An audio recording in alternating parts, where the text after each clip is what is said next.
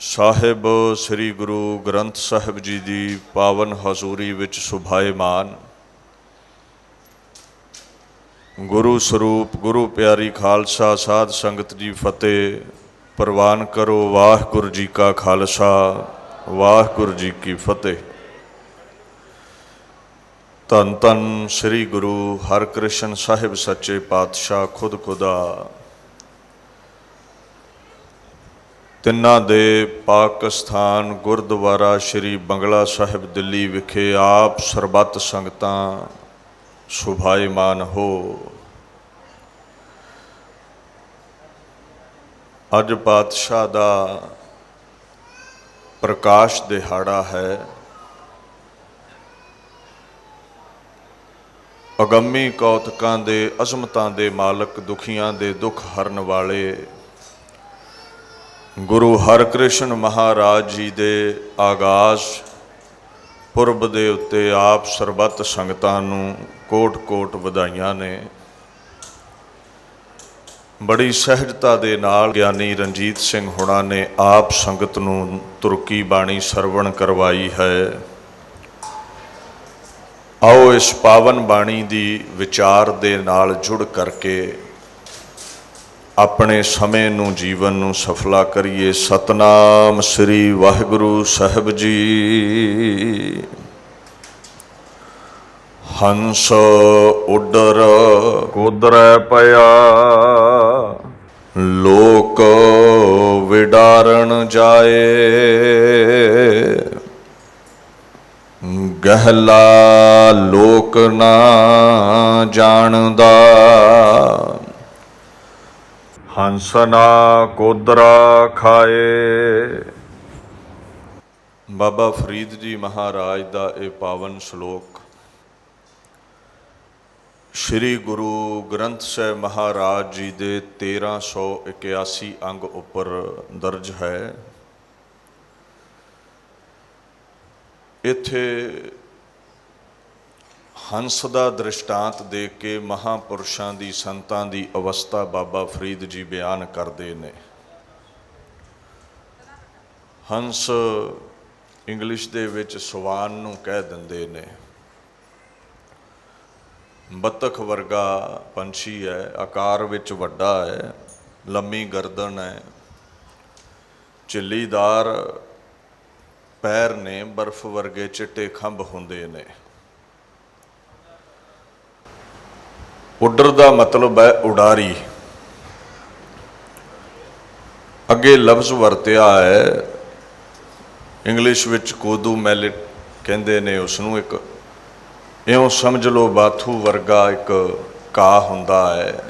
ਇਹਦਾ ਜਿਹੜਾ ਬੀਜ ਹੈ ਪੁਰਾਣੇ ਲੋਕ ਉਸਨੂੰ ਰਿੰਨ ਕੇ ਛਕ ਲੈਂਦੇ ਸਨ ਜਾਂ ਉਹਦਾ ਆਟਾ ਬਣਾ ਕੇ ਨਾ ਪੀਸ ਕਰਕੇ ਉਹਦੀ ਰੋਟੀ ਛਕਦੇ ਸਨ। ਪੁਰਾਣੇ ਸਮਿਆਂ ਵਿੱਚ ਗਰੀਬ ਲੋਕਾਂ ਦੀ ਖੁਰਾਕ ਹੁੰਦੀ ਸੀ ਜਿਨ੍ਹਾਂ ਨੂੰ ਚੰਗਾ ਭੋਜਨ ਨਹੀਂ ਸੀ ਨਸੀਬ ਹੁੰਦਾ। ਫਰੀਦ ਜੀ ਮਹਾਰਾਜ ਕਹਿੰਦੇ ਨੇ ਹੰਸ ਉਡਾਰੀ ਲਾ ਕੇ ਕੋਦਰੇ ਦੇ ਖੇਤ ਵਿੱਚ ਆਣ ਬੈਠਾ। ਉਹ ਜਿਹੜਾ ਕੋਦਰੇ ਦਾ ਮਾਲਕ ਸੀ ਨਾ ਖੇਤ ਦਾ, ਫਰੀਦ ਜੀ ਮਹਾਰਾਜ ਅੱਗੇ ਉਹਦੇ ਬਾਬਤ ਕਹਿੰਦੇ ਨੇ ਗਹਿਲਾ ਲੋਕ ਨਾ ਜਾਣਦਾ ਹੰਸ ਨਾ ਕੋਦਰਾ ਖਾਏ। ਗਹਿਲਾ ਦਾ ਮਤਲਬ ਹੁੰਦਾ ਹੈ ਮਖਮੂਰ, ਨਸ਼ੇ 'ਚ ਪਾਗਲ, ਅਗਿਆਨੀ, ਦੀਵਾਨਾ। ਕਹਿੰਦੇ ਮੂਰਖ ਲੋਕ ਇਹ ਖੇਤਾਂ ਨੂੰ ਵਾਹੁਣ ਵਾਲੇ ਇਹ ਗੱਲ ਨਹੀਂ ਸਮਝਦੇ ਵੀ ਹੰਸ ਕਦੇ ਵੀ ਕੋਦਰਾ ਨਹੀਂ ਖਾਂਦਾ। ਉਹਦੇ ਲਈ ਕੋਦਰਾ ਨਿਖਿੱਧ ਹੈ। ਉਹ ਚੰਗਾ ਭੋਜਨ ਕਰਦਾ ਹੈ, ਹਰਿਆ ਭਰਿਆ ਭੋਜਨ ਛਕਦਾ ਹੈ। ਹੁਣ ਹੰਸ ਦੀ ਖੁਰਾਕ ਕੀ ਹੈ? ਜ਼ਿਆਦਾ ਜਦੋਂ ਹੰਸ ਦੀ ਗੱਲ ਚੱਲਦੀ ਹੈ ਪ੍ਰਚਲਿਤ ਗਾਥਾ ਇਹ ਹੈ ਵੀ ਇਹ ਮਾਨ ਸਰੋਵਰ ਝੀਲ ਤੇ ਜ਼ਿਆਦਾ ਪਾਏ ਜਾਂਦੇ ਨੇ ਜੋ ਕੈਲਾਸ਼ ਦੇ ਪਾਸ ਹੈ। ਇਹਨਾਂ ਦਾ ਉਹ ਰਹਿਣ ਵਸੇਬਾ ਕਰਕੇ ਪ੍ਰਚਲਿਤ ਹੈ। ਇਹ ਜਿਹੜਾ ਸਵਾਨ ਹੁੰਦਾ ਹੈ, ਹੰਸ ਹੁੰਦਾ ਹੈ, ਇੱਕ ਤੇ ਸਾਫ਼ ਪਾਣੀ ਪੀਵੇਗਾ, ਸਾਫ਼ ਸਰੋਵਰ ਤੇ ਰਵੇਗਾ ਜਿੱਥੇ ਗੰਦਗੀ ਨਹੀਂ ਹੈ, ਔਰ ਇਹਦੀ ਜਿਹੜੀ ਖੁਰਾਕ ਹੈ, ਇਹ ਸਰੋਵਰ ਦੇ ਵਿੱਚ ਜੋ ਹਰੀਆਂ ਭਰੀਆਂ ਜੜੀਆਂ ਬੂਟੀਆਂ ਪੈਦਾ ਹੁੰਦੀਆਂ ਨੇ ਉਹ ਛਕਦਾ ਹੈ, ਜਿਹਨੂੰ ਤੁਸੀਂ ਪੌਂਡਵੀਡ ਵੀ ਕਹਿ ਦਿੰਦੇ ਹੋ ਇੰਗਲਿਸ਼ ਦੇ ਵਿੱਚ। ਇਹ ਉਹਦੀ ਖੁਰਾਕ ਹੈ। ਸੋ ਉਹ ਡੱਡੀ ਮੱਛੀ ਨਹੀਂ ਖਾਂਦਾ। ਹੁਣ ਇੱਕ ਪੱਖ ਇਹ ਵੀ ਹੈ, ਕਵੀ ਜਨ ਕਹਿੰਦੇ ਨੇ ਇਹਦੀ ਚੁੰਝ ਵਿੱਚ ਖਟਾਸ ਹੁੰਦੀ ਹੈ। ਜਦੋਂ ਦੁੱਧ ਵਿੱਚ ਚੁੰਝ ਡਬੋਵੇ ਨਾ, ਤੇ ਉਹ ਦੁੱਧ ਵਿੱਚ ਜਿਹੜੀ ਮਿਲਾਵਟ ਹੈ ਪਾਣੀ ਦੀ, ਉਹ ਪਾਣੀ ਵੱਖ ਹੋ ਜਾਂਦਾ ਹੈ। ਕਵੀ ਜਨਾਂ ਨੇ ਇਸ ਨੂੰ ਆਧਾਰ ਬਣਾ ਕੇ ਮਹਾਂਪੁਰਸ਼ਾਂ ਨੂੰ ਹੰਸ ਕਹਿ ਦਿੱਤਾ। ਕਹਿੰਦੇ ਜਿਹੜਾ ਮਹਾਂਪੁਰਸ਼ ਹੁੰਦਾ ਹੈ ਨਾ, ਸੱਤ ਤੇ ਅਸੱਤ ਵਿੱਚ, ਸੱਚ ਤੇ ਝੂਠ ਵਿੱਚ ਨਖੇੜਾ ਕਰ ਦਿੰਦਾ ਹੈ, ਜਿਵੇਂ ਹੰਸ ਦੁੱਧ ਤੇ ਪਾਣੀ ਨੂੰ ਨਖੇੜਦਾ ਹੈ। ਸੋ ਇਹ ਵੀ ਪੱਖ ਹੈ ਵੀ ਹੰਸ ਦੀ ਉਡਾਰੀ ਬੜੀ ਲੰਮੀ ਹੁੰਦੀ ਹੈ, ਸਾਧੂਆਂ ਦੀ ਅਵਸਥਾ ਬੜੀ ਉੱਚੀ ਹੁੰਦੀ ਹੈ, ਅਕਾਲ ਪੁਰਖ ਤੱਕ ਉਹਨਾਂ ਦੀ ਉਡਾਰੀ ਹੁੰਦੀ ਹੈ। ਗੁਰਮੁਖਾਂ ਨੂੰ ਹੰਸ ਕਿਹਾ ਬਾਣੀ ਨੇ, ਉਜਲ ਮੋਤੀ ਚੁਗ ਹੈ ਹੰਸ, ਸਰਬ ਕਲਾ ਜਗਦੀਸੈ ਅੰਸ। ਰੱਬ ਦੀ ਅੰਸ਼ ਅਖਵਾਉਂਦੇ ਨੇ, ਲਾਇਕ ਸੁਪੁੱਤਰ ਰੱਬ ਦੇ ਅਖਵਾਉਂਦੇ ਨੇ। ਜਿਹੜੇ ਮਹਾਂਪੁਰਸ਼ ਨੇ ਉਹ ਹੰਸ ਵਰਗੇ ਨੇ।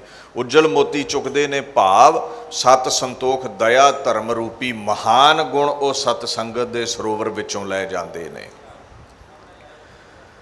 ਇਹਦੇ ਤੋਂ ਆਪੋਜ਼ਿਟ ਬਗੁਲਾ ਹੈ, ਹੈਰਨ ਕਹਿ ਦਿੰਦੇ ਨੇ ਇੰਗਲਿਸ਼ ਵਿੱਚ ਉਸਨੂੰ। ਆਕਾਰ ਵਿੱਚ ਛੋਟਾ ਹੁੰਦਾ ਹੰਸ ਤੋਂ, ਰੰਗ ਚਿੱਟਾ ਹੁੰਦਾ ਹੈ, ਪਰ ਇੰਨਾ ਉਜਲ ਨਹੀਂ ਵੀ ਜਿੰਨਾ ਹੰਸ ਹੋਵੇ। ਉਹਦੀ ਖੁਰਾਕ ਹੈ ਮੱਛੀਆਂ, ਰੈਪਟਾਈਲਸ, ਛੋਟੇ ਮੋਟੇ ਸੱਪ, ਕੋੜ ਕਿਰਲੀਆਂ ਖਾਂਦਾ ਹੈ, ਡੱਡੂ ਆਦਿਕ ਖਾਂਦਾ ਹੈ, ਸਮੌਲ ਮੈਮਲਸ, ਆ ਚੂਹੇ ਚਾਹੇ ਵੀ ਖਾ ਜਾਂਦਾ ਹੈ। ਵੇਖਣ ਨੂੰ ਹੰਸ ਵਰਗਾ ਹੈ, ਖੁਰਾਕ ਭੈੜੀ ਹੈ। ਬਗਲੇ ਦਾ ਸੁਭਾਅ ਹੈ, ਅਡੋਲ ਖਲੋਤਾ ਰਹਿੰਦਾ ਹੈ ਸਰੋਵਰ ਵਿੱਚ, ਅੱਖਾਂ ਮੀਟ ਲੈਂਦਾ ਹੈ, ਲੱਗਦਾ ਬੜੀ ਸਮਾਧੀ ਵਿੱਚ ਹੈ। ਜਦੋਂ ਮੱਛੀ ਨੇੜੇ ਆਉਂਦੀ ਹੈ ਝਪਟ ਕੇ ਸ਼ਿਕਾਰ ਬਣਾ ਲੈਂਦਾ ਹੈ। ਸੋ ਪਖੰਡ ਕਰਦਾ ਹੈ ਸਮਾਧੀ ਦਾ। ਇਸ ਬਿਰਤੀ ਕਰਕੇ ਹੀ ਮਨਮੁਖ ਨੂੰ, ਪਖੰਡੀ ਨੂੰ, ਦੰਭੀ ਨੂੰ ਕਵੀ ਜਨਾਂ ਨੇ ਬਗਲਾ ਕਹਿ ਦਿੱਤਾ। ਖੁਰਾਕ ਬਗਲੇ ਦੀ ਮੈਲੀ ਹੈ। ਮਨਮੁਖਾਂ ਦੀ ਖੁਰਾਕ ਕਾਮ ਕ੍ਰੋਧ ਲੋਭ ਮੋਹ ਹੰਕਾਰ ਹੈ। ਬਗੁਲਾ ਕਾਗ ਨੀਚ ਕੀ ਸੰਗਤ, ਜਾਏ ਕਰੰਗ ਬਿਖੂ ਮੁਖ ਲਹੀ ਹੈ। ਬਗਲਿਆਂ ਦੀ ਯਾਰੀ ਬਗਲਿਆਂ ਨਾਲ, ਮਨਮੁਖਾਂ ਦੀ ਯਾਰੀ ਸਾਖਤਾਂ ਦੇ ਨਾਲ। ਖੁਰਾਕ ਭੈੜੀ ਹੈ, ਵਿਕਾਰਾਂ ਦੀ ਖੁਰਾਕ ਇਹ ਛਕਦੇ ਨੇ, ਵਾਸ਼ਨਾਵਾਂ ਵਿੱਚ ਪਏ ਰਹਿੰਦੇ ਨੇ। ਬਗਲੇ ਤੇ ਹੰਸ ਦੇ ਵਿੱਚ ਇਹ ਵੱਡਾ ਫਰਕ ਹੈ। ਇੱਕ ਇੰਗਲਿਸ਼ ਦਾ ਵਿਦਵਾਨ ਕਹਿੰਦਾ ਹੈ, ਵਾਈਲ ਦਾ ਸਵਾਨ ਰੀਪ੍ਰਜੈਂਟ ਦਾ ਇਲਾਈਟ ਕਲਾਸ। ਇਲਾਈਟ ਕਲਾਸ ਕੀ ਹੁੰਦੀ ਹੈ? ਉੱਚ ਵਰਗ, ਸ਼ਕਤੀਸ਼ਾਲੀ। ਜਿਹੜਾ ਹੰਸ ਹੈ ਉਹ ਉੱਜਲ ਜਾਤੀ ਵਿੱਚੋਂ ਹੈ, ਭਾਵ ਉਹ ਛਕਦਾ ਸਾਫ ਸੁਥਰਾ ਹੈ, ਉਹਦਾ ਰਹਿਣ ਸਹਿਣ ਚੰਗਾ ਹੈ, ਉਹਦਾ ਰਹਿਣ ਵਸੇਬਾ ਸਾਫ ਹੋਵੇਗਾ, ਉਹ ਉੱਚ ਵਰਗ ਵਿੱਚ ਆਉਂਦਾ ਹੈ। ਬਗਲਾ ਛੱਪੜਾਂ ਤੇ ਮਿਲ ਜਾਂਦਾ ਹੈ, ਗੰਦਗੀ ਵਿੱਚ ਮਿਲ ਜਾਂਦਾ ਹੈ। ਸੋ ਇਹ ਫਰਕ ਹੈ। ਉਹ ਵਿਦਵਾਨ ਕਹਿੰਦਾ ਹੈ, ਦਾ ਹੀਰੋਨ ਪਰਸੋਨੀਫਾਈਜ਼ ਦਾ ਕਾਮਨਰਸ। ਮਾਮੂਲੀ ਕਲਾਸ ਤੋਂ ਹੈ ਬਗਲਾ, ਨੀਵੀਂ ਜਮਾਤ ਤੋਂ ਹੈ ਬਗਲਾ, ਭੈੜਿਆਂ ਕਰਮਾਂ ਵਾਲਾ ਹੈ ਬਗਲਾ। ਸੋ ਦੋਵਾਂ 'ਚ ਕਾਫੀ ਅੰਤਰ ਹੈ। ਮਹਾਰਾਜ ਕਹਿੰਦੇ ਹੈ ਦੋਵੇਂ ਹੀ ਉਹਦੇ ਹੁਕਮ 'ਚ ਬਗਲੇ ਨੇ, ਹੰਸ ਨੇ। ਗੁਰਮੁਖ ਨੇ, ਮਨਮੁਖ ਨੇ। ਕਿਆ ਹੰਸ ਕਿਆ ਬਗੁਲਾ, ਜਾਕੋ ਨਦਰ ਕਰੇ, ਜੋ ਤਿਸ ਭਾਵੈ ਨਾਨਕਾ, ਕਾਗੋ ਹੰਸ ਕਰੇ। ਬਗਲਿਆਂ ਨੂੰ ਹੰਸ ਵੀ ਬਣਾ ਦਿੰਦਾ ਪਰਮਾਤਮਾ, ਭਾਵ ਮਨਮੁਖਾਂ ਨੂੰ ਗੁਰਮੁਖ ਬਣਾ ਦਿੰਦਾ ਹੈ। ਤੇ ਕਈ ਰੱਬ ਦੇ ਗੀਤ ਗਾਉਣ ਵਾਲੇ ਹੰਸ ਵੀ ਭੜਕ ਜਾਂਦੇ ਨੇ, ਬਗਲੇ ਉਹ ਨਿਬੜਦੇ ਨੇ, ਮਨਮੁਖ ਉਹ ਨਿਬੜਦੇ ਨੇ। ਸਾਰੀ ਖੇਡ ਪਰਮਾਤਮਾ ਦੇ ਹੱਥ ਹੈ। ਦੂਸਰਾ ਅਰਥ, ਗ੍ਰਸਤੀਆਂ ਦੇ ਘਰ ਨੇ ਕੋਧਰੇ ਦੇ ਖੇਤ, ਸਮਝਿਓ, ਅੰਤਰੀਵ ਭਾਵ ਹੈ। ਕੋਈ ਹੰਸ, ਕੋਈ ਸੰਤ ਆਰਾਮ ਫਰਮਾਉਣ ਲਈ, ਭੋਜਨ ਦੇ ਲਈ ਇਹਨਾਂ ਕੋਲ ਆ ਗਿਆ, ਤੇ ਘਰ ਵਿੱਚ ਰਹਿਣ ਵਾਲਿਆਂ ਨੇ ਸੋਚਿਆ ਹੈ ਵੀ ਸਾਡੇ ਘਰ ਇਸਤਰੀਆਂ ਨੇ, किते ये संत मैली अख ना रखे, इन्हां दा संग ना करना लोड़े, पराई इस्त्री दे करीब ना आउणा चाहे, वो ये विचार दे नाल साधु की सेवा नहीं करते, उन्होंने घरों कढ़ दिंदे ने। पर वो ये गल समझते नहीं भी जिहड़ा पूर्ण महापुरुष हुंदा है, वासना उहदे काबू विच हुंदी है, वो किसी दी धी भैण दे नाल बुरा कर्म नहीं करता। कलगीधर महाराज ने दसम बाणी विच बचन कहे ने, सुध जबते हम धरी बचन गुर दए हमारे, पूत एह प्रण तो है प्राण जब लग कट थारे, निज नारी के संग नेहो तुम नित बडैहो, पर नारी की सेज भूल सुपने हूं ना जय हो। गुर सिखां नूं ये हुक्म है गुरां दा भी अपनी इस्त्री नाल प्रेम करो जिहदे नाल आनंद कारज होया तुहाडा, पर नारी दी सेज ते नहीं जाना, सुपने विच भी किसे दी इस्त्री दे नाल संजोग नहीं करना। संतां दा सुभाਅ यह है, देख पराइयां चंगियां मावां भैणां धीआं जाणै। कोई बराबर दी औरत है, भैण समझना, वड्डी है मां समझना, छोटी है धी समझना। एका नारी जती होए पर नारी ती भैण वखाणै, पार ब्रह्म पूर्ण ब्रह्म ज्ञान ध्यान गुर सिख सियाण है, साध संगत मिल पत परवाण है। ये सिद्धांत है गुरमुखां दा। सो पराई इस्त्री दा संग नहीं करते। तीसरा अर्थ यह है, जदों महापुरुष संत किसी नगर विच आउण, आम संसारियां विच आउण, किसी दे घर पड़ा करन, कोदरे दे खेत विच आ जाण, ते वो लोग समझते ने साडे कोल धन बड़ा है, किते बाबा लैके ना उड जावे। महाराज बाबा फरीद जी कहते ने, वो सतपुरुषां नूं घरों दूर करते ने, कहते नहीं जानते संत मुरदार नहीं खांदा। पूर्ण महापुरुष जिहड़ा है ना, वो पराया हक नहीं खांदा। गुरु ग्रंथ साहब कहते ने, पर धन पर दारा पर हरी, ताकै निकट बसै नर हरी। संतो महापुरुषो जिहड़ा पराए तन नूं पराए धन नूं हथ नहीं लाउंदा, उहदे कोल परमात्मा वसदा है। The lord abides near that saint. खैर बगैर गलों लोग शक कर लेंदे ने महापुरुषां दे उत्ते। असल विच सच्चाई ये है, जिहड़ा आप मैला है विकारी है, उन्होंने सारी दुनिया मैली जापदी है। वो जिद्दां दे आम लोग ने वो समझते ने संत भी इदां ही मैले ने, बगले नूं सारे बगले दिखणगे। तुसीं रोज़ पढ़दे हो बाणी विच, सुखीए कौ पेखै सब सुखिया, रोगी कह भाणै सब रोगी। रोगियां नूं सारे रोगी लगणगे। जो सुखी है, महान गुणां दे सत संतोख दया धर्म दे सहित है, उन्होंने सारे ही सुखी जापणगे, उन्होंने सारे ही शुभ करनी वाले जापणगे। मैले नूं सारे मैले लगते ने। सो फरीद जी इत्थे महापुरुषां दी महानता दर्शाउंदे ने। इस पावन श्लोक दी विचार नूं दास इत्थे संकोचदा है। आओ श्री गुरु हरकृष्ण महाराज, जिन्हां दा अज प्रकाश दिहाड़ा है, रोग सोग हरता, तिन्हां दे गुण गा के जीवन नूं सफलियां करिए। अकाल पुरख ने लोकाई दे भले हित, 10 सरगुण स्वरूप धारे, पहला गुरु नानक दा जामा, जोत रूप हर आप गुरु नानक कहायो। अगला जामा, ताते अंगद भयो, तत स्यों तत मिलायो, गुरु अंगद साहब। इयों शरीर बदल दे गए। अज दे दिन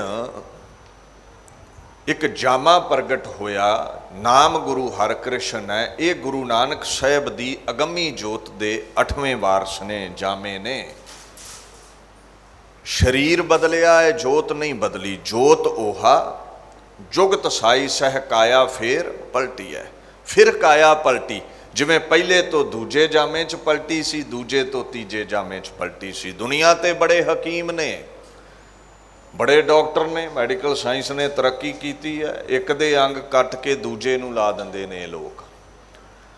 पर इदां दा रूहे जमीन ते कोई हकीम नहीं है भी एक दे सवास कढ़ के जोत कढ़ के दूजे शरीर च टिका दवे।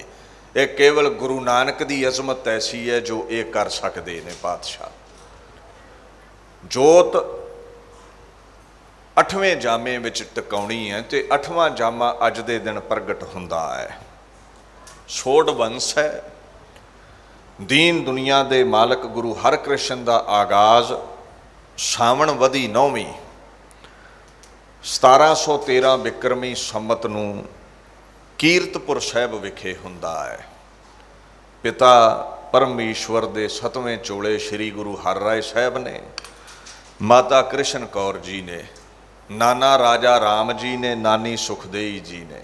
हकूमत औरंगजेब दी है। औरंगजेब बड़ा पाप कमा रिहा सी भारत वर्ष दे उत्ते। कलयुग दे राजियां दे लक्षण बाणी ने बयान कीते ने। कल काती राजे का साई, धर्म पंख कर उडरिया, कूड़ अमावस सच चंद्रमा दीसै नाही कह चढ़िया। कहंदे राजे छुरियां वांगू लोकां नूं कट रहे ने, लोकां दा हक मार रहे ने। खेत नूं वाड़ रखदी है, जदों वाड़ खेत नूं खावे खेत दा नुकसान हुंदा है। राजे लोकाई दी रखिया लई हुंदे ने पर उल्टा लोकाई नूं खा रहे ने। ये कलयुग दे राजियां दे लक्षण ने। इन्हां लोकां दे राज विच झूठ दा फरेब दा अंधकार है। सच दा चंद्रमा नज़र ही नहीं आउंदा। जिवें मस्या दी रात काली हुंदी है ना ते चंद्रमा नहीं दिखदा, इउं कलयुग विच इन्ना कुफर तोलिया जा रहा है, झूठ बोलिया जा रहा है। राजे ऐसे कूड़ विच गलतान ने। इन्हां दे राज विच दुनिया जिहड़ी है अमावस दी रात वर्गी हो गई। सच दा चंद्रमा छिप गया। हिंदुआं नूं मुसलमान बनाया जा रहा सी। जिहड़े नहीं सी लालच नाल मुसलमान बनदे, उन्हां नूं धक्को जोरी मौत दा डर दे के मुसलमान बनाया गया। बख्शिया वो गया जिसने करामात दिखा दी। काजी बुल्ला औरंगजेब के कन्ना विच रोज जहर भरन लगे। अय औरंगजेब आलमगीर, तू समय दा बादशाह है।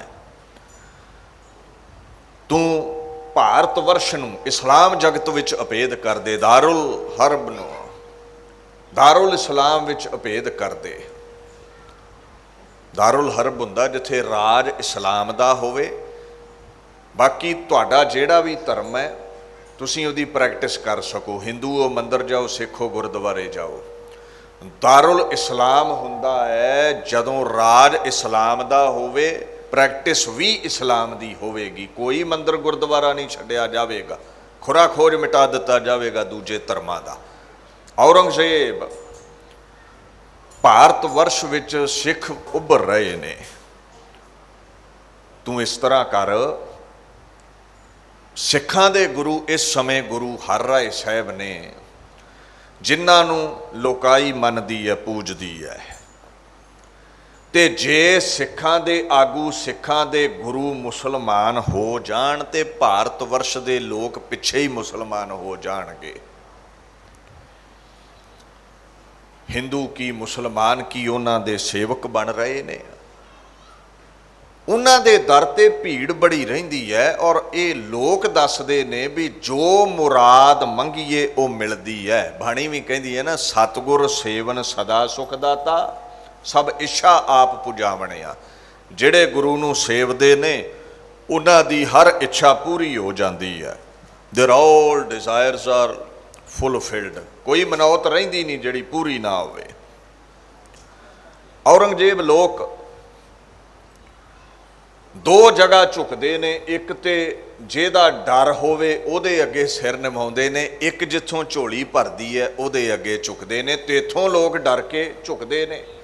गुरु हरराय साहिब अगे लोग झोलियां भरवाउण दे लई झुकते ने। और खत्तरी है, शूदर है, वैश्य है, हिंदू है, मुसलमान है, गुरु ईरखा नहीं करता। तन की खुराक लंगर भी सब नूं मिलदी है ते मन की खुराक कीर्तन भी सारे ही सुन सकते ने। खत्तरी ब्राह्मण सूद वैश्य उपदेश चौहो वर्ना को साझा, ये गुरु नानक साहिब का सिद्धांत है। 4 वर्ण 4 आश्रम है, कोई मिले गुरु गुरु नानक, सो आप तरे कुल सगल तरादो।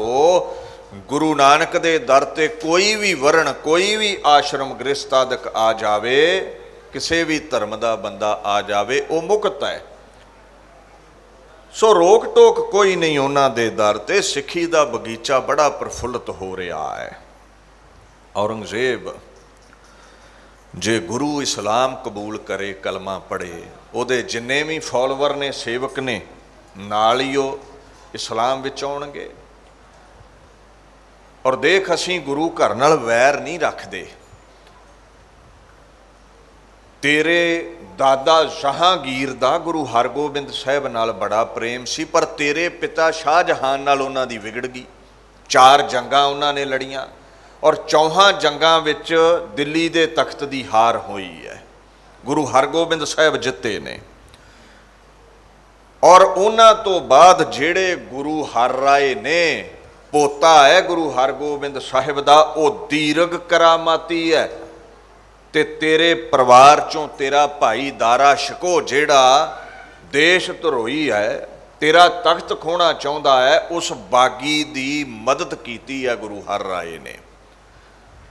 उन्हों लंगर पानी छकाया है, आओ भगत कीती है उहदी बादशाह। ये समा है बदला लैण दा।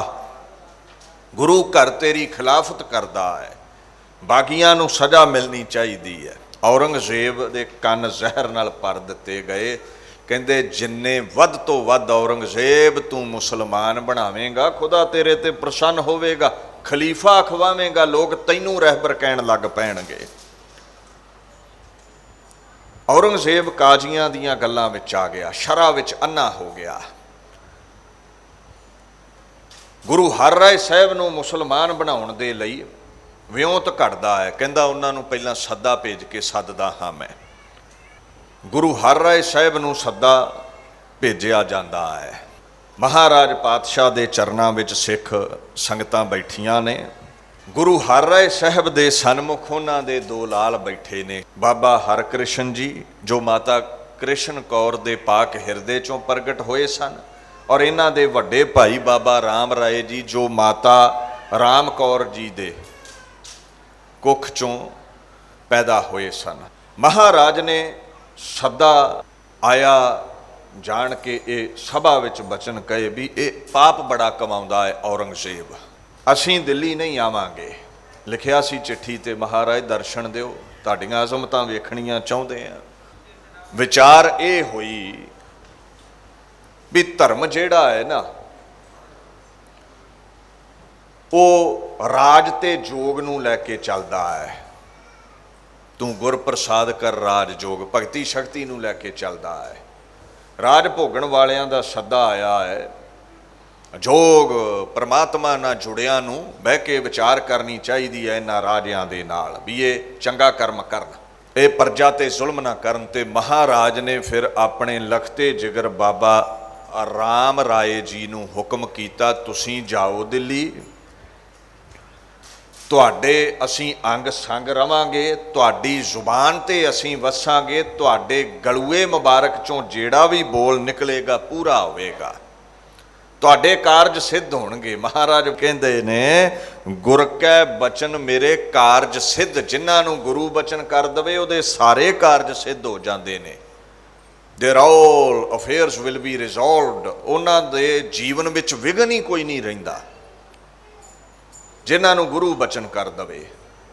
बाबा राम राय नूं महाराज कहंदे निरभै हो के औरंगजेब दे हर प्रश्न का उत्तर देना है, गुरु नानक दे आशे दे उल्ट कोई बचन ना करियो। दिल्ली गए बाबा राम राय जी। इतिहास गवाह है सिख जगत का बई कई करामातां औरंगजेब नूं विखाईयां ते औरंगजेब अदब करन लग पिया बाबा राम राय जी का। दीर्घ करामाती जान के कहते एक वड्डी करामात दिखाई सी दिल्ली विच उस सतपुरुष ने। ये जमुना दे पानी ते चले ने। तुसी गूगल ते टाइप करो ना ते माड़ा जिहा लिखियो ਮੈਜੀਸ਼ੀਅਨਸ ਵਾਕਿੰਗ ਔਨ ਦਾ ਵਾਟਰ, ਵੀ ਜਾਦੂਗਰ ਪਾਣੀ ਤੇ ਚੱਲਦਾ ਹੈ। ਤੇ ਉਹ ਕਈ ਆ ਜਾਣਗੇ ਇੰਗਲੈਂਡ ਆਦਿਕ ਦੇਸ਼ਾਂ 'ਚ, ਤੁਹਾਡੀਆਂ ਅੱਖਾਂ ਸਾਹਮਣੇ ਆਵੇਗਾ ਵੀ ਉਹ ਪਾਣੀ ਤੇ ਚੱਲ ਲੈਂਦੇ ਨੇ। ਜੇ ਮਾਮੂਲੀ ਜਾਦੂਗਰ ਉਹ ਪਾਣੀ ਤੇ ਚੱਲ ਸਕਦਾ ਹੈ ਤੇ ਖੁਦਾ ਗੁਰੂ ਹਰ ਰਾਏ ਦਾ ਲਖਤੇ ਜਿਗਰ ਬਾਬਾ ਰਾਮ ਰਾਏ ਕਿਉਂ ਨਹੀਂ ਚੱਲ ਸਕਦਾ? ਪੁੱਛੋ ਬਾਣੀ ਨੂੰ, ਇਹ ਸੱਚ ਹੈ ਕਿ ਝੂਠ ਹੈ? ਗੁਰੂ ਗ੍ਰੰਥ ਸਾਹਿਬ ਕਹਿੰਦੇ ਨੇ 4 ਪਦਾਰਥ ਅਸ਼ਟ ਸਿੱਧ, ਭਜ ਨਾਨਕ ਹਰ ਨਾਮ। ਜਿਹੜਾ ਅਕਾਲ ਪੁਰਖ ਦੇ ਨਾਮ ਦਾ ਉਪਾਸ਼ਕ ਹੈ, ਨਾਮ ਜਪਦਾ ਹੈ, ਉਹਨੂੰ ਸਿੱਧੀਆਂ ਮਿਲ ਜਾਂਦੀਆਂ ਨੇ, ਉਹਨੂੰ ਕਰਾਮਾਤਾਂ ਮਿਲ ਜਾਂਦੀਆਂ ਨੇ। The 8 spiritual powers will be obtained by that saint।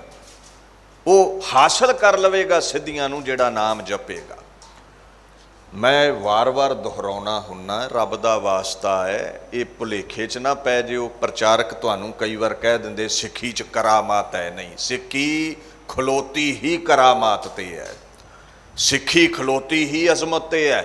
ਤੇ ਜਿਸ ਦਰ ਤੇ ਅੱਜ ਤੁਸੀਂ ਆਏ ਹੋ, ਇਹ ਬਾਬਾ ਗੁਰੂ ਹਰਕ੍ਰਿਸ਼ਨ ਦੀ ਕਰਾਮਾਤ ਹੀ ਸੀ ਵੀ ਦਿੱਲੀ ਵਿੱਚੋਂ ਚੇਚਕ ਦੇ ਰੋਗ ਦਾ ਖੁਰਾ ਖੋਜ ਮਿਟਾ ਦਿੱਤਾ ਸੀ। ਉਦੋਂ ਕਿਹੜਾ ਇਲਾਜ ਸੀ ਇਹਨਾਂ ਬਿਮਾਰੀਆਂ ਦਾ? ਕਿਰਪਾ ਕਟਾਖ ਅਵਲੋਕਨ ਕੀਨੋ ਦਾਸ ਕਾ ਦੁਖ ਬਿਦਾਰਿਓ। ਜਿਹਦੇ ਤੇ ਵੀ ਨਜ਼ਰ ਪਾਉਂਦੇ ਸੀ ਗੁਰੂ ਹਰਕ੍ਰਿਸ਼ਨ, ਉਹ ਹਰਿਆ ਭਰਿਆ ਹੋ ਜਾਂਦਾ ਸੀ, ਉਹਦੇ ਰੋਗ ਮਿਟ ਜਾਂਦੇ ਸਨ।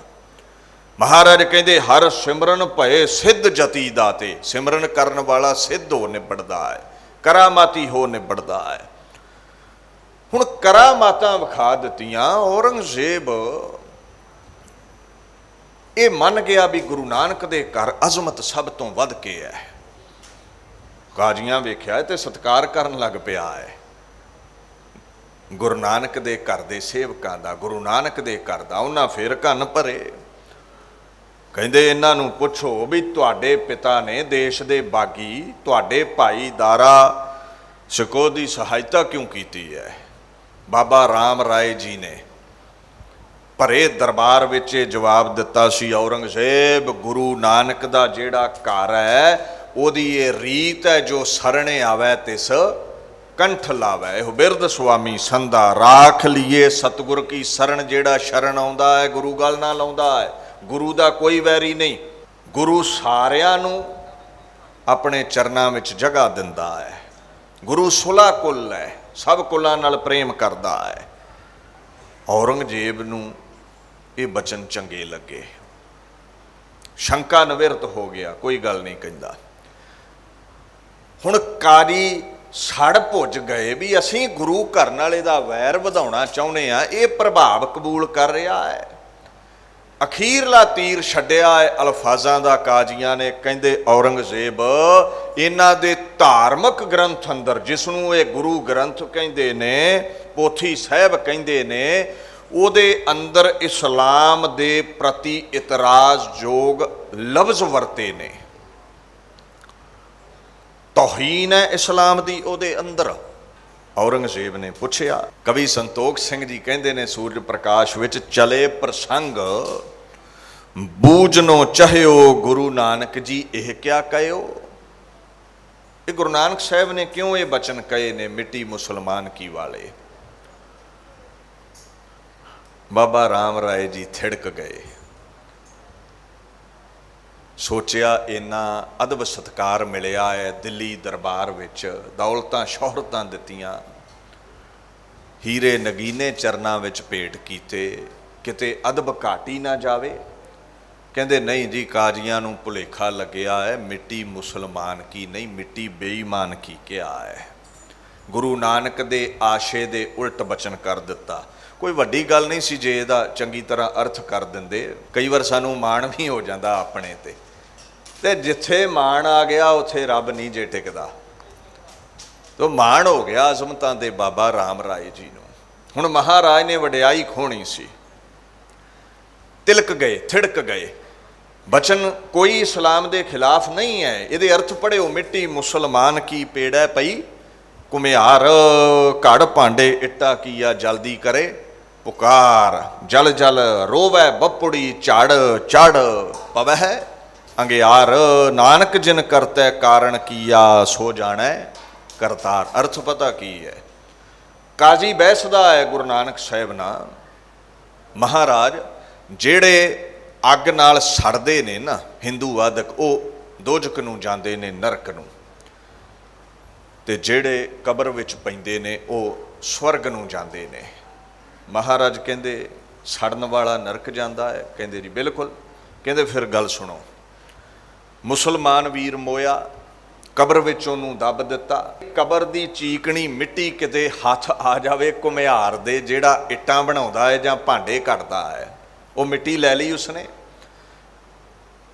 ਹੁਣ ਮਿੱਟੀ ਨੂੰ ਇੱਕ ਆਕਾਰ ਦਿੱਤਾ ਭਾਂਡੇ ਦਾ ਜਾਂ ਇੱਟ ਦਾ, ਆਵੇ ਵਿੱਚ ਸੁੱਟਦਾ ਹੈ ਮਿੱਟੀ ਨੂੰ, ਆਵੇ ਵਿੱਚ ਉਹ ਪੱਕਦੀ ਹੈ ਮਿੱਟੀ ਅੱਗ ਵਿੱਚ। ਉਹ ਚੀਕਣੀ ਹੋਣ ਦੇ ਕਾਰਨ ਜਦੋਂ ਮੱਚਦੀ ਹੈ ਨਾ, ਇਉਂ ਲੱਗਦਾ ਹੈ ਮਿੱਟੀ ਤੜਫਦੀ ਹੈ, ਭੜ ਭੜ ਦੀ ਆਵਾਜ਼ ਆਉਂਦੀ ਹੈ। ਮਹਾਰਾਜ ਕਹਿੰਦੇ ਜੇ ਵਾਕਿਆ ਹੀ ਅੱਗ ਵਿੱਚ ਸੜਨ ਵਾਲਾ ਦੋਜ਼ਖ ਜਾਂਦਾ ਹੈ ਕਾਜੀ, ਤੇ ਇਹ ਹੱਡੀਆਂ ਮਿੱਟੀ 'ਚ ਹੀ ਮਿਲਦੀਆਂ ਨੇ ਨਾ ਖੁਰ ਕੇ, ਪੰਜ ਭੂਤਕ ਸਰੀਰ ਮਿੱਟੀ 'ਚ ਹੀ ਮਿਲਦਾ ਹੈ ਨਾ, ਤੇ ਫਿਰ ਤੁਸੀਂ ਵੀ ਤੇ ਕਬਰ ਵਿੱਚ ਪਏ, ਅਖੀਰ ਸੜੇ। ਤੇ ਮਹਾਰਾਜ ਕਹਿੰਦੇ ਫਿਰ ਇੱਦਾਂ ਤੇ ਦੋਜਕ ਜਾਊਗੇ। ਅਸਲ ਵਿੱਚ ਕਾਜੀ ਗੱਲ ਇਹ ਨਹੀਂ ਹੈ, ਗੱਲ ਕਰਨੀ ਤੇ ਖਲੋਤੀ ਹੈ, ਕਰਤੂਤ ਤੇ ਖਲੋਤੀ ਹੈ। ਜਿਹੜਾ ਚੰਗਾ ਕਰਮ ਕਰੇ ਉਹ ਸਵਰਗ ਜਾਵੇਗਾ, ਮੰਦਾ ਕਰੇ ਉਹ ਨਰਕ ਜਾਵੇਗਾ। ਕਾਜੀ ਇਹ ਕਰਤਾਰ ਹੀ ਜਾਣਦਾ ਹੈ ਕਿਸ ਨੂੰ ਨਰਕ ਤੇ ਸਵਰਗ ਨਸੀਬ ਹੋਣਾ ਹੈ। ਅੱਗ ਵਿੱਚ ਸੜਨ ਵਾਲਾ ਨਰਕ ਨਹੀਂ ਜਾਂਦਾ ਤੇ ਕਬਰ ਵਾਲਾ ਦਰਗਾਹ ਨਹੀਂ ਪਹੁੰਚਦਾ। ਗੱਲ ਤੇ ਇੰਨੀ ਸੀ। ਇਸਲਾਮ ਨੂੰ ਕੁਝ ਨਹੀਂ ਕਿਹਾ ਮਹਾਰਾਜ ਨੇ। ਮਹਾਰਾਜ ਨੇ ਇਹੀ ਸਮਝਾਇਆ ਕਾਜੀਆਂ ਨੂੰ ਵੀ ਦੂਜੇ ਧਰਮਾਂ ਤੇ ਇੱਦਾਂ ਕੁਤਰਕ ਨਾ ਸਾਧੋ ਤੁਸੀਂ। ਕਾਜੀ ਨਿਰੁੱਤਰ ਹੋ ਗਿਆ, ਪਰ ਬਾਬਾ ਰਾਮ ਰਾਏ ਦੀ ਥਿੜਕ ਗਏ। ਦੁਨਿਆਵੀ ਪਾਤਸ਼ਾਹ ਨੂੰ ਖੁਸ਼ ਕਰ ਲਿਆ, ਪਰ ਲੋਕ ਪਰਲੋਕ ਦਾ ਪਾਤਸ਼ਾਹ ਗੁਰੂ ਹਰ ਰਾਏ ਨਾਰਾਜ਼ ਹੋ ਗਿਆ।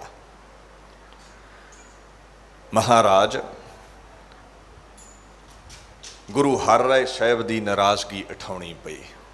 ਕਵੀ ਸੰਤੋਖ ਸਿੰਘ ਕਹਿੰਦੇ ਨੇ, ਮਿੱਟੀ ਬੇਈਮਾਨ ਕੀ ਕਹੀ ਸਗਲ ਤੁਰਕ ਕੀ ਇਹ ਗਤ ਨਹੀਂ। ਮਿੱਟੀ ਬੇਈਮਾਨ ਕੀ ਕਹਿ ਦਿੱਤਾ, ਅਲਫਾਜ਼ ਬਦਲ ਦਿੱਤੇ ਬਾਣੀ ਦੇ, ਜੋ ਗੁਰੂ ਨੂੰ ਨਾ ਭਾਏ। ਤੇ ਗੁਰੂ ਹਰ ਰਾਏ ਸਾਹਿਬ ਨੇ ਫਿਰ ਰੌਂ ਵਿੱਚ ਆ ਕੇ ਇਹ ਬਚਨ ਕੀਤਾ ਸੀ, ਪਹਿਲੇ ਪਾਤਸ਼ਾਹ ਕੇ ਬਾਕ ਸ਼ੇਰ ਸਕਹਿ ਕੋਹ ਇਨ ਮਤ ਰਾਂਕ। ਇਹਨੇ ਗੁਰੂ ਨਾਨਕ ਸਾਹਿਬ ਦੇ ਬਚਨ ਛੇੜੇ ਨੇ। ਇਹ ਮਤ ਤੋਂ ਗਰੀਬ ਹੈ, ਰਾਂਕ ਹੈ, ਇਹਦੀ ਮਤ ਥੋੜ੍ਹੀ ਹੈ। ਸ਼੍ਰੀ ਨਾਨਕ ਤਾਂ ਕੋ ਅਦਬ ਨਾ ਰਾਖਾ, ਤੁਰਕ ਮਾਨ ਹਿਤ ਵਿਪਰੈ ਭਾਖਾ। ਤੁਰਕਾਂ ਦਾ ਅਦਬ ਕੀਤਾ, ਗੁਰੂ ਨਾਨਕ ਦਾ ਅਦਬ ਭੁੱਲ ਗਏ। ਤੇ ਸਾਡਾ ਸਿਧਾਂਤ ਹੈ, ਜਿਨ ਭੈ ਅਦਬ ਨਾ ਬਾਣੀ ਧਾਰਾ, ਜਾਨੋ ਸੋ ਸਿੱਖ ਨਹੀਂ ਹਮਾਰਾ। ਜਿਹੜਾ ਗੁਰੂ ਦੀ ਬਾਣੀ ਨੂੰ ਸੱਤ ਕਰਕੇ ਨਹੀਂ ਮੰਨਦਾ, ਤਰਕ ਕੁਤਰਕ ਕਰਦਾ ਹੈ, ਉਹ ਸਿੱਖ ਹੈ ਹੀ ਨਹੀਂ ਹੈ। ਤੇ ਜਰਾ ਪੀੜੀ ਥੱਲੇ ਛੋਟੀ ਮਾਰੋ ਖਾਂ ਆਪਦੇ ਸਿੱਖੋ। ਤੁਸੀਂ ਅੱਜ ਕਰਨੀ ਤਰਕ ਲੱਗ ਪਏ ਹੋ ਬਾਣੀ ਤੇ ਇਤਿਹਾਸ ਤੇ।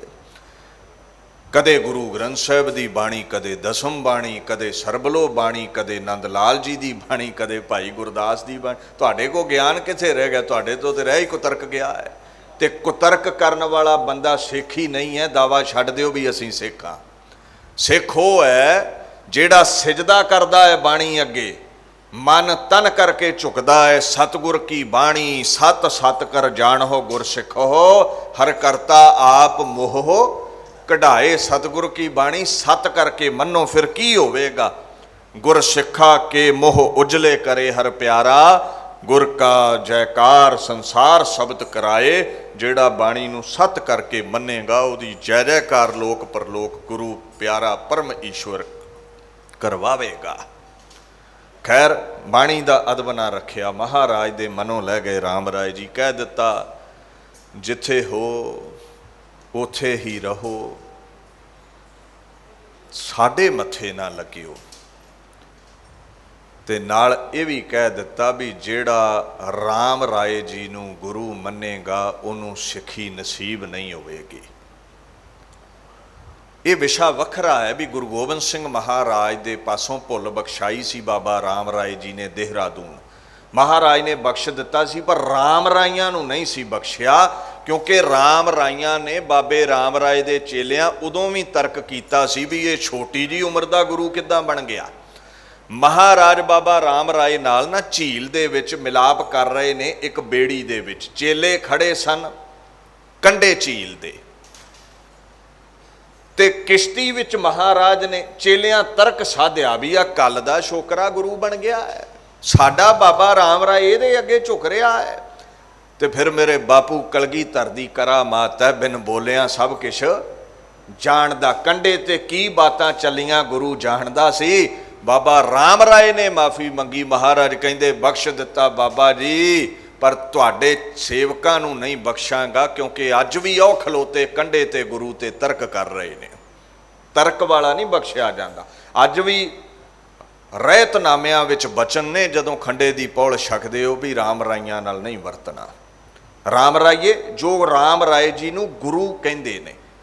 ਵੈਸੇ ਬਾਬਾ ਰਾਮ ਰਾਏ ਜੀ ਦਾ ਅਸੀਂ ਅਦਬ ਕਰਦੇ ਹਾਂ, ਕਿਉਂਕਿ ਮਹਾਰਾਜ ਤੋਂ ਮਾਫੀ ਮੰਗ ਲਈ। ਫਿਰ ਗੁਰਾਂ ਦਾ ਸੁਭਾਅ ਵੀ ਹੈ, ਜੋ ਸਰਣੇ ਆਵੇ ਤੇ ਸਕੰਠ ਲਾਵੇ। ਪਰ ਜਿਨ੍ਹਾਂ ਨੇ ਗੁਰੂ ਹਰਕ੍ਰਿਸ਼ਨ ਦੀ ਜਗ੍ਹਾ ਬਾਬਾ ਰਾਮ ਰਾਏ ਨੂੰ ਗੁਰੂ ਧਾਰਿਆ, ਉਹਨਾਂ ਨਾਲ ਸਾਡਾ ਕੋਈ ਮਿਲਣ ਵਰਤਨ ਨਹੀਂ ਹੈ, ਨਾ ਅਗਾਂਹ ਹੀ ਹੋਵੇਗਾ। ਗੁਰੂ ਹਰ ਰਾਏ ਸਾਹਿਬ ਪ੍ਰਸੰਨ ਨੇ ਆਪਣੇ ਲਖਤੇ ਜਿਗਰ ਬਾਬਾ ਹਰਕ੍ਰਿਸ਼ਨ ਜੀ ਤੇ। ਅੱਜ ਸਮਾਂ ਆਇਆ, ਅਗੰਮੀ ਜੋਤ ਸ਼੍ਰੀ ਹਰਕ੍ਰਿਸ਼ਨ ਸਾਹਿਬ ਵਿੱਚ ਟਿਕਾ ਦਿੱਤੀ। ਪੰਜ ਭੂਤਕ ਸਰੀਰ ਤਿਆਗਣ ਤੋਂ ਕੁਝ ਸਮਾਂ ਪਹਿਲਾਂ ਗੁਰੂ ਹਰ ਰਾਏ ਸਾਹਿਬ ਨੇ ਕੱਤਕ ਵਧੀ 9ਵੀਂ 1718 ਬਿਕਰਮੀ ਨੂੰ ਗੁਰਤਾ ਗੱਦੀ ਮਿਲੀ ਗੁਰੂ ਹਰਕ੍ਰਿਸ਼ਨ ਜੀ ਨੂੰ। ਯਾਦ ਰੱਖਿਓ ਇਸ ਗੱਲ ਨੂੰ, ਗੁਰੂ ਹਰਕ੍ਰਿਸ਼ਨ ਜੀ ਧੁਰ ਦਰਗਾਹੋਂ ਹੀ ਇਹ ਲਿਖਤ ਲੈ ਕੇ ਆਏ ਨੇ ਵੀ ਖੁਦਾ ਦੀ ਜੋਤ ਦੇ 8ਵੇਂ ਜਾਮੇ ਹੋਣਗੇ, ਔਰ ਜਨਮ ਤੋਂ ਹੀ ਬ੍ਰਹਮਲੀਨ ਰਹਿੰਦੇ ਸਨ। ਗੁਰੂ ਜੋਤ ਦਾ ਜਿਹੜਾ ਵਾਰਸ ਹੁੰਦਾ ਹੈ ਨਾ, ਤੈਂ ਜਨਮਤ ਗੁਰਮਤ ਬ੍ਰਹਮ ਪਛਾਣਿਓ। ਉਹ ਜਨਮ ਤੋਂ ਹੀ ਅਜ਼ਮਤਾਂ ਦਾ ਮਾਲਕ ਹੁੰਦਾ ਹੈ, ਬ੍ਰਹਮ ਦੀ ਪਹਿਚਾਣ ਵਾਲਾ ਹੁੰਦਾ ਹੈ। ਮਹਾਰਾਜ ਨੂੰ ਤਖਤ ਮਿਲਦਾ ਹੈ, ਤਖਤ ਦੇ ਵਾਰਸ ਬਣੇ। ਰਾਮ ਰਾਏ ਜੀ ਨੇ ਈਰਖਾ ਨਾ ਛੱਡੀ। ਮੈਂ ਫਿਰ ਕਹਿ ਦੇਵਾਂ, ਇਹ ਚੋਲਾ ਜੋਤ ਨੂੰ ਧਾਰਦਾ ਹੈ। ਗੁਰੂ ਲਫ਼ਜ਼ ਜੋਤ ਲਈ ਹੈ।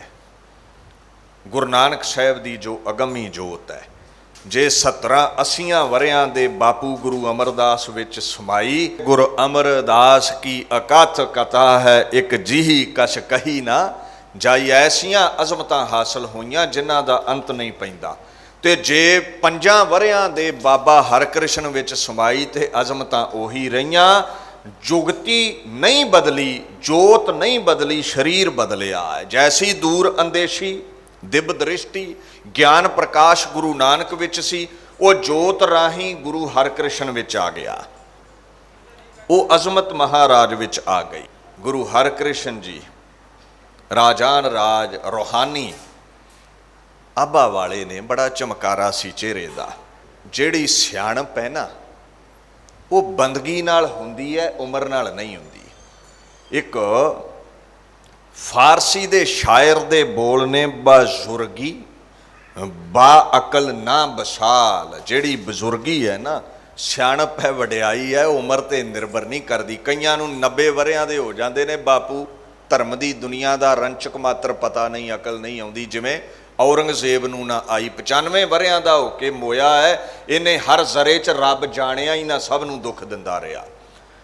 ਤੇ ਦੂਜੇ ਬੰਨੇ ਧਰਮ ਦੀ ਦੁਨੀਆ 'ਚ 5 ਵਰਿਆਂ ਦਾ ਧਰੂ ਪ੍ਰਹਿਲਾਦ ਹੈ। ਇਹਨਾਂ ਦੋਹਾਂ ਭਗਤਾਂ ਦੀ ਉਦਾਹਰਨ ਬਾਣੀ ਨੇ ਦਿੱਤੀ। ਰਾਮ ਜਪੋ ਜੀ ਐਸੇ ਐਸੇ, ਧਰੂ ਪ੍ਰਹਿਲਾਦ ਜਪਿਓ ਹਰ ਜੈਸੇ। ਸੋ ਸਿੱਖ ਜਗਤ ਅੰਦਰ ਬਜ਼ੁਰਗੀ ਬੰਦਗੀ ਨਾਲ ਹੈ, ਉਮਰ ਨਾਲ ਨਹੀਂ ਹੈ। ਭਾਈ ਨੰਦ ਲਾਲ ਦੇ ਵੀ ਪਾਕ ਬੋਲ ਨੇ, ਬਸ ਬਜ਼ੁਰਗੀ ਹਸਤ ਅੰਦਰ ਯਾਦ ਊ, ਯਾਦੇ ਊ ਕੁਨ ਯਾਦੇ ਊ ਕੁਨ ਯਾਦੇ ਊ। ਘਰ ਬਜ਼ੁਰਗੀ ਬਾਏ ਤਤ ਕੁਨ ਬੰਦਗੀ, ਵਰਨਾ ਆਖਰ ਮੇ ਕਸ਼ੀ ਸ਼ਰਮੰਦਗੀ। ਬਜ਼ੁਰਗੀ ਬੰਦਗੀ ਨਾਲ ਹੈ, ਬੰਦਗੀ ਕਰ ਲੈ, ਬਜ਼ੁਰਗੀਆਂ ਮਾਣੇਗਾ, ਵਡਿਆਈ ਖੱਟੇਗਾ। ਇਸ ਤੋਂ ਪਹਿਲਾਂ ਸਰੀਰ ਬੁੱਢਾ ਹੋ ਗਿਆ, ਧੌਲੇ ਆ ਗਏ, ਮੌਤ ਆ ਗਈ। ਮਹਾਰਾਜ ਨੰਦ ਲਾਲ ਜੀ ਕਹਿੰਦੇ ਨੇ, ਰੱਬ ਦੇ ਗੀਤ ਗਾ ਕੇ ਜੀਵਨ ਸਫਲਾ ਕਰ ਲੈ, ਕਿਉਂ ਨਰਕਾਂ ਨੂੰ ਜਾਣਾ ਹੈ। ਸੋ ਬਜ਼ੁਰਗੀ ਉਮਰ ਨਾਲ ਨਹੀਂ, ਬੰਦਗੀ ਨਾਲ ਹੈ। ਇਹ ਜੋਤ ਦੀ ਤਾਕਤ ਹੈ ਗੁਰੂ ਹਰਕ੍ਰਿਸ਼ਨ ਸਾਹਿਬ ਵਿੱਚ। ਸਰੀਰ ਵੱਲ ਨਾ ਦੇਖ, शरीर दा हाँ आम इंसान नालों अदब है वध के। उहदा कारण की है? गुर परमेश्वर एको जान, क्योंकि परम ईश्वर की गम्मी जोत उस शरीर विच रह के दुनिया का भला करती है। सो शरीर की भी महानता है। गुरु दे हुक्म विच चलदे सन, हुक्म मन्निया होवे प्रवान तां खसमे का महल पाए सी, गुरता गद्दी दे मालक बन गए महाराज।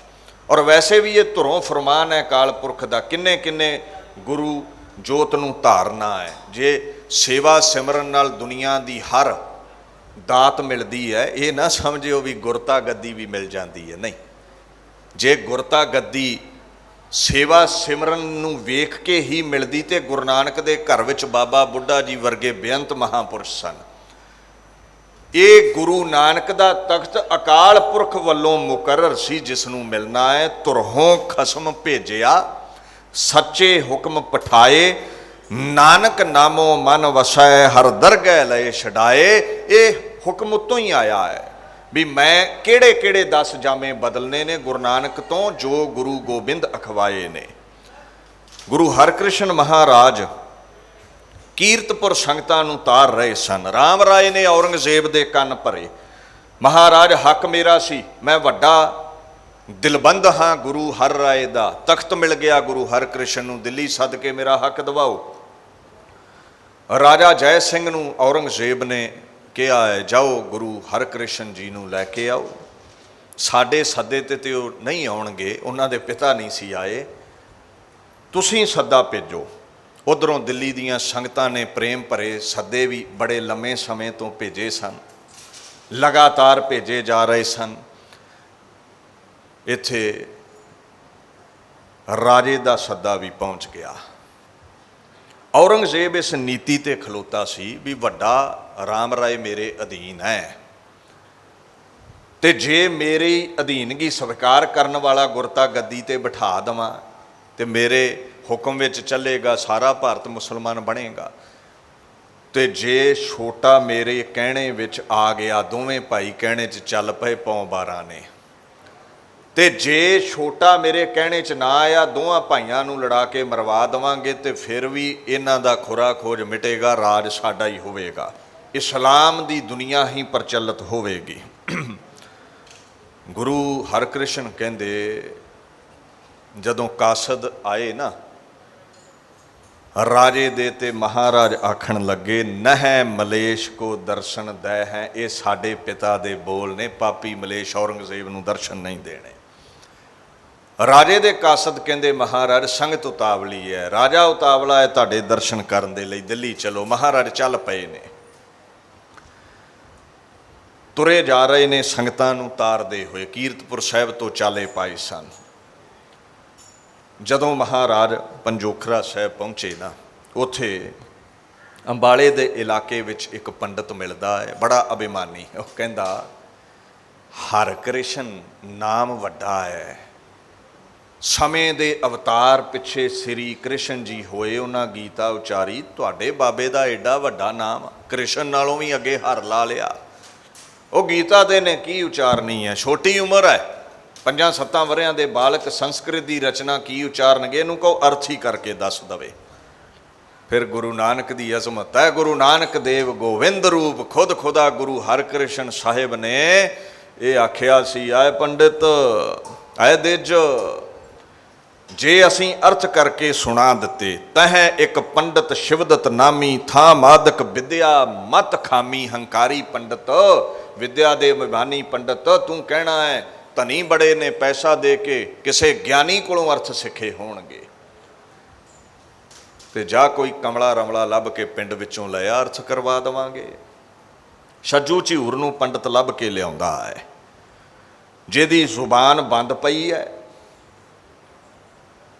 और मूड भी है, अनपढ़ भी है। महाराज दे सावें लै आंदा गया। महाराज ने सिर ते छड़ी रखी है। दीन दुनिया दे मालक कहंदे ऐ झूर, ये पंडित नूं बड़ा अभिमान है, इहदी विचार दी अख विच हंकार दा मोतिया पै गया, जिहदे नाल रब नहीं इहनूं दिख रहा, इहदा मोतिया कढना है आपां। महामूड़ बोलह नह जानै पेट भरन लो कारज ठानै गयो नगर मह ਧੀਵਰ हेरा घर घर नित जल ਢੋਏ कनेरा।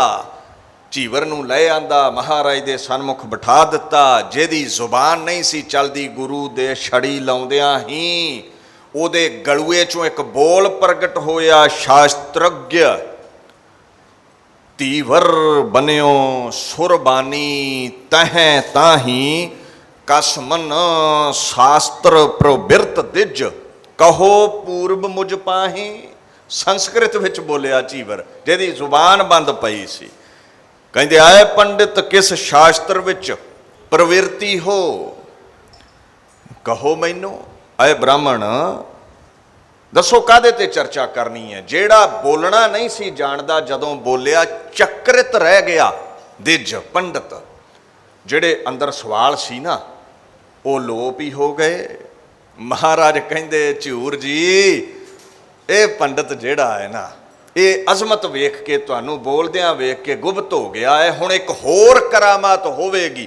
ਇਹਦੇ ਅੰਦਰ ਜਿੰਨੇ ਪ੍ਰਸ਼ਨ ਨੇ ਜੋ ਇਹ ਭੁੱਲ ਚੁੱਕਿਆ ਹੈ, ਕੱਲੇ ਕੱਲੇ ਦਾ ਉੱਤਰ ਬੁੱਝ ਕੇ ਇਹਨੂੰ ਦੇ ਦਿਓ। ਮੈਂ ਪੁੱਛਾਂ ਗੁਰੂ ਗ੍ਰੰਥ ਜੀ, ਇੰਨੀ ਤਾਕਤ ਹੈ ਤੁਹਾਡੇ ਸਿੱਖਾਂ ਵਿੱਚ ਅੰਦਰ ਦੀ ਬੁੱਝ ਲੈਣ। ਕਹਿੰਦੇ ਅੰਤਰ ਕੀ ਗਤ ਗੁਰਮੁਖ ਜਾਣੈ। ਗੁਰਮੁਖ ਅੰਦਰ ਦੀ ਗਤ ਸਮਝ ਲੈਂਦੇ ਨੇ, ਸਾਡੇ ਅੰਦਰ ਕੀ ਚੱਲਦਾ ਹੈ। Gurmukh knows the condition of the innermost, ਉਹ ਜਾਣਦਾ ਹੈ ਅੰਦਰ ਕੀ ਚੱਲ ਰਿਹਾ ਹੈ। ਕੱਲੇ ਕੱਲੇ ਪ੍ਰਸ਼ਨ ਦਾ ਉੱਤਰ ਦਿੱਤਾ। ਗੁੰਗਾ ਬੋਲਣ ਲਾ ਦਿੱਤਾ। ਪੁੱਛਿਓ ਗੁਰੂ ਗੋਬਿੰਦ ਸਿੰਘ ਨੂੰ, ਗੁੰਗੇ ਬੋਲਣ ਲਾ ਦਿੰਦੇ। ਉਹ ਕਹਿੰਦੇ ਸੁਣੈ ਗੁੰਗ ਜੋ ਜਾਹੇ ਸੋ ਰਸਨਾ, ਪਾਵਈ ਸੁਣੈ ਮੂੜ ਚਿਤ ਲਾਏ ਚਤਰਤਾ। ਆਵਈ ਨਾਨਕ ਨਿਰੰਕਾਰੀ ਦੇ ਗੁਰੂ ਦੇ ਬੋਲ ਸੁਣੇ ਤੇ ਗੁੰਗੇ ਨੂੰ ਬੋਲਣਾ ਆ ਜਾਂਦਾ ਹੈ। ਗੁਰੂ ਗ੍ਰੰਥ ਸਾਹਿਬ ਵੀ ਕਹਿੰਦੇ ਨੇ ਗੁੰਗਾ ਬਖਤ ਗਾਵੇ ਬਹੁ ਛੰਦ। ਮਹਾਰਾਜ ਕਹਿੰਦੇ ਦੇਖੋ, ਗੁੰਗੇ ਨੇ ਜਦੋਂ ਸੁਣਿਆ, ਉਹਨੂੰ ਬੋਲਣ ਦੀ ਅਜ਼ਮਤ ਮਿਲ ਗਈ ਗੁਰੂ ਦੇ ਦਰ ਤੋਂ, ਉਹਨੂੰ ਤਾਕਤ ਮਿਲ ਗਈ। ਜਿਉਂ ਅੰਧਲੇ ਪੇਖਤ ਹੋਏ ਆਨੰਦ ਪਿੰਗਲ ਪਰਬਤ ਪਰਤੇ ਪਾਰ, ਹਰ ਕੈ ਨਾਮ ਸਗਲ ਉਧਾਰ। ਪਿੰਗਲਿਆਂ ਨੂੰ ਗੁਰੂ ਚੱਲਣ ਲਾ ਦਿੰਦਾ, ਗੁੰਗਿਆਂ ਨੂੰ ਬੋਲਣ ਲਾ ਦਿੰਦਾ। ਇੱਕੋ ਬਚਨ ਕਵਾਂ ਮਹਿਮਾ ਕਹੀ ਨਾ ਜਾਏ, ਗੁਰ ਸਮਰੱਥ ਦੇਵ। ਗੁਰੂ ਇਜ਼ ਆਲ ਪਾਵਰਫੁਲ, ਉਹ ਜੋ ਚਾਹੇ ਕਰ ਸਕਦਾ ਹੈ। ਉਹ ਪਰਮੇਸ਼ਵਰ ਦਾ ਸਰੂਪ ਹੈ। ਗੁਰ ਪਾਰ ਬ੍ਰਹਮ ਪਰਮੇਸ਼ਰ ਅਪਰੰਪਰ ਅਲਖ ਅਭੇਵ। ਉਹ ਪਰਮੇਸ਼ਵਰ ਦੀ ਅਗੰਮੀ ਜੋਤ ਦਾ ਵਾਰਸ ਹੈ। ਇਉਂ ਗੁੰਗੇ ਬੋਲਣ ਲਾ ਦਿੱਤੇ ਬਾਪੂ ਨੇ। ਉਹ ਦਿਜ ਗੁਰੂ ਕਾ ਸਿੱਖ ਬਣਿਆ ਸੀ, ਚਰਨਾ ਅੰਮ੍ਰਿਤ ਲੈ ਕੇ। ਮਹਾਰਾਜ ਦਿੱਲੀ ਪਹੁੰਚਦੇ ਨੇ। ਇਸ ਜਗ੍ਹਾ ਤੇ ਸੁਭਾਏਮਾਨ ਹੋਏ ਰਾਏ ਸੈਨਾ। ਰਾਜੇ ਦੇ ਬੰਗਲੇ ਵਿਖੇ ਆ ਕੇ ਮਹਾਰਾਜ ਸੱਜੇ ਨੇ। ਇੱਥੇ ਔਰੰਗਜ਼ੇਬ ਨੇ ਮਿਲਣਾ ਚਾਹਿਆ, ਪਰ ਮਹਾਰਾਜ ਨੇ ਦਰਸ਼ਨ ਨਾ ਦਿੱਤੇ। ਵੇ ਮੋਹ ਤਾਜਾ ਵੇ ਪ੍ਰਵਾਹੋ, ਨਾਨਕ ਦਾਸ ਕਹੋ ਗੁਰਵਾਹੋ। ਗੁਰੂ ਕਿਸੇ ਦਾ ਮੁਹਤਾਜ ਨਹੀਂ, ਕਿਸੇ ਅੱਗੇ ਝੁਕਦਾ ਨਹੀਂ। ਅਖੀਰ ਜਦੋਂ ਦਿਦਾਰੇ ਨਾ ਦਿੱਤੇ, ਬੜੀਆਂ ਅਜ਼ਮਤਾਂ ਕਰਾਮਾਤਾਂ ਗੁਰੂ ਹਰਕ੍ਰਿਸ਼ਨ ਦੀਆਂ ਪਰਖੀਆਂ ਰਾਜੇ ਦੇ ਰਾਹੀਂ। ਰਾਜਾ ਜੈ ਸਿੰਘ ਪਰਖਦਾ ਰਿਹਾ, ਹਰ ਅਜ਼ਮਤ ਪੂਰੀ ਹੁੰਦੀ ਵੇਖ ਕੇ ਚਰਨਾਂ ਵਿੱਚ ਝੁਕਿਆ। ਔਰੰਗਜ਼ੇਬ ਨੇ ਕਾਮਲ ਗੁਰੂ ਮੰਨ ਲਿਆ। ਔਰ ਹੋਇਆ ਕਿ ਅਖੀਰ ਦਿੱਲੀ ਵਿੱਚ ਚੇਚਕ ਦੀ ਬਿਮਾਰੀ ਫੈਲੀ, ਜਿਹਦਾ ਉਸ ਸਮੇਂ ਕੋਈ ਇਲਾਜ ਨਹੀਂ ਸੀ। ਮਹਾਰਾਜ ਇੱਥੇ ਸੁਭਾਏਮਾਨ ਨੇ, ਜਿੱਥੇ ਅੱਜ ਕੱਲ੍ਹ ਗੁਰਦੁਆਰਾ ਬੰਗਲਾ ਸਾਹਿਬ ਹੈ। ਸੰਗਤਾਂ ਆਉਂਦੀਆਂ ਨੇ, ਚਰਨ ਲੈਂਦੀਆਂ ਨੇ, ਦਰਸ਼ਨ ਕਰਦੀਆਂ ਨੇ, ਤੇ ਚੇਚਕ ਦਾ ਰੋਗ ਦੂਰ ਹੋ ਜਾਂਦਾ ਹੈ। ਇਸ ਘਟਨਾ ਨੂੰ ਬਾਪੂ ਗੁਰੂ ਗੋਬਿੰਦ ਸਿੰਘ ਨੇ ਬਿਆਨ ਕੀਤਾ ਚੰਡੀ ਦੀ ਵਾਰ ਵਿੱਚ। ਸ੍ਰੀ ਹਰਿਕ੍ਰਿਸ਼ਨ ਧਿਆਈਐ ਜਿਸ ਡਿਠੈ ਸਭ ਦੁੱਖ, ਜਾਏ ਗੁਰੂ ਰੋਗਾਂ ਦਾ ਹਰਤਾ ਹੈ। ਫਿਰ ਪੜ੍ਹਦੇ ਹੋ ਕਿਰਪਾ ਕਟਾਖ ਅਵਲੋਕਨ ਕੀਨੋ ਦਾਸ ਕਾ ਦੁਖ। ਬਿਦਾਰਿਓ ਸਿੱਖਾ, ਜੇ ਰੋਗ ਸੋਗ ਜੀਵਨ ਚੋਂ ਨਹੀਂ ਮਿਟਦੇ ਤੇ ਆ ਗੁਰੂ ਹਰਿਕ੍ਰਿਸ਼ਨ ਦੇ ਦਰ ਤੇ ਤਰਲਾ ਲਿਆ ਕਰ। ਰੋਗੀ ਕਾ ਪ੍ਰਭ ਖੰਡੋ, ਰੋਗ ਸਾਡੇ ਰੋਗ ਸੋਗ ਮਿਟਾ ਦੋ। ਗੁਰੂ ਸਾਹਿਬ ਤੁਹਾਡੀ ਇਹ ਅਜ਼ਮਤ ਹੈ, ਤੁਹਾਡੀ ਇਹ ਤਾਕਤ ਹੈ। ਐਸੇ ਮੇਰੇ ਪਾਤਸ਼ਾਹ ਅਖੀਰ ਲੋਕਾਈ ਦਾ ਦੁੱਖ ਦੂਰ ਕਰਦੇ ਹੋਏ ਪੰਜ ਭੂਤਕ ਸਰੀਰ ਤਿਆਗਣ ਲੱਗੇ ਨੇ। ਬਹਾਨਾ ਚੇਚਕ ਦਾ ਬਣਾਉਂਦੇ ਨੇ। ਸੰਗਤ ਕਹਿੰਦੀ ਕਿਸ ਦੇ ਲੜ ਲਾ ਕੇ ਚੱਲੇ ਹੋ? ਮਹਾਰਾਜ ਕਹਿੰਦੇ ਬਾਬਾ ਬਕਾਲੇ, ਸਾਡਾ ਬਾਬਾ ਲੱਗਦਾ ਹੈ ਰਿਸ਼ਤੇ ਵਿੱਚ, ਜਾਓ ਜਾ ਕੇ ਉਹਦੇ ਦਰਸ਼ਨ ਕਰੋ। ਗੁਰੂ ਨਾਨਕ ਦੀ ਅਗੰਮੀ ਜੋਤ ਦਾ ਉਹ 9ਵਾਂ ਵਾਰਸ ਹੈ। ਸਾਨੂੰ ਜਿੰਨੀ ਸੇਵਾ ਅਕਾਲ ਪੁਰਖ ਨੇ ਲਾਈ ਸੀ 8ਵੇਂ ਜਾਮੇ ਵਿੱਚ, ਅਸੀਂ ਉਨੀ 8 ਸਾਲਾਂ ਦੇ ਵਿੱਚ ਨਿਭਾ ਚੱਲੇ ਹਾਂ। ਹੁਣ ਸੇਵਾ ਅਗਲਾ ਬਾਬਾ ਜੋ ਬਕਾਲੇ ਹੈ ਉਹ ਕਰੇਗਾ।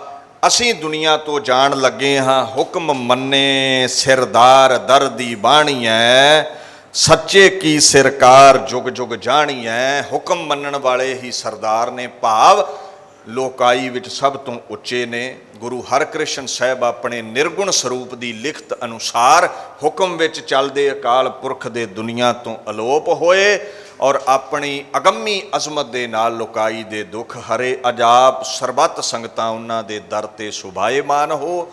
ਮਹਾਰਾਜ ਸਭ ਦੀ ਹਾਜ਼ਰੀ ਪ੍ਰਵਾਨ ਕਰਨ।